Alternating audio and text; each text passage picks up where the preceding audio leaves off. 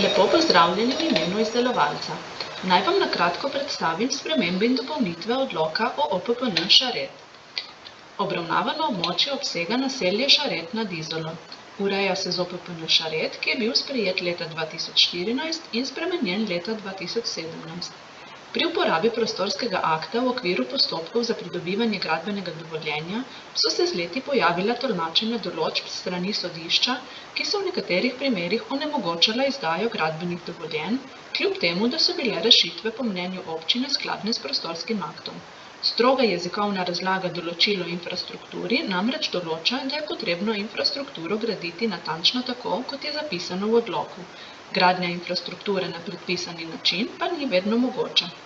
Prav tako so se v času od sprejema prvotnega OPPN spremenili prostorska in gradbena zakonodaja ter področni predpisi, kar tudi terja spremembe in dopolnitve akta. Kot izhodišče načrtovanja oziroma kot nadrejeni prostorski akt je upoštevan plan občine Izola. Meja območja se glede na trenutno veljavni OPPN ne spreminja. S predlaganimi spremembami in dopolnitvami OPPN Šared se dopolnijo oziroma spremenijo pogoji za oblikovanje, pogoji za parcelacijo in gradbene parcele, pogoji s področja prometne, komunalne, energetske in telekomunikacijske infrastrukture in pogoji s področja etapnosti izvedbe prostorskih ureditev. Manjše spremembe in uskladitve so potrebne tudi v grafičnem delu OPPN. Nanašajo se predvsem na spremembe tipologije stavb in posledično manjše popravke v zasnovi pešpoti ter gradbenih parcel.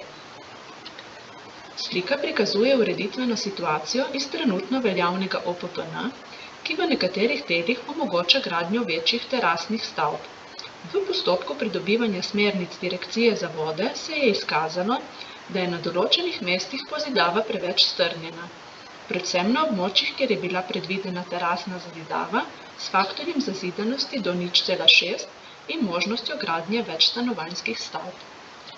Hidrogeološko poročilo, ki je bilo izdelano v okviru postopka sprememb in dopolnitev OPPN, je pokazalo, da tovrstna gradnja pomeni dodatno poslabšanje stanja na območju.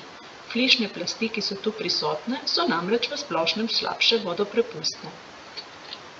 Na novi ureditveni situaciji je prikazano, da se na območjih, kjer je bila predvidena terasna večstanovanjska gradnja, sedaj predvidi enodružinska zazidava z največ 2 stanovanjema in faktorjem zazidanosti 0,3, kar je za pol manj kot do sedaj.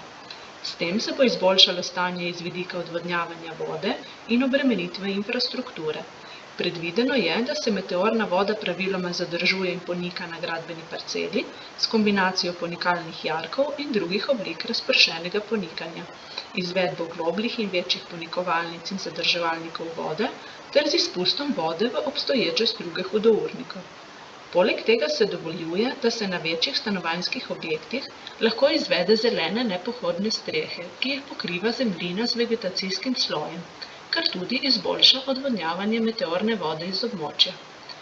Preoblikovale so se tudi določbe, ki se nanašajo na lego in oblikovanje podpornih in prostostoječih zidov, saj so bile nejasne in so med drugim dopuščale gradnjo betonskih zidov visokih 2,2 metra. S predmetno spremembo se je med drugim prepovedala gradnja zidov ali ograj iz vidnega betona ali obloge brežin iz betonskih prefabriciranih korit ali drugih elementov.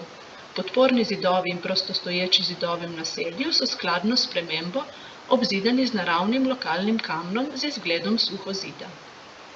Pri realizaciji prostorskega akta so dopustni premiki tras in drugačna izvedba komunalnih naprav, pešpoti in prometnih ureditev glede na grafično prikazane trase. Premiki so dovoljeni v primeru prilagajanja stanju na terenu in izboljšave tehničnih rešitev. Ne smejo pa se poslabšati prostorski in okoljski pogoji in ovirati bodoče ureditve.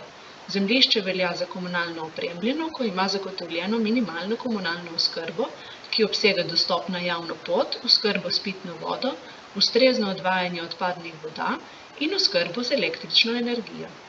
Hvala za pozornost.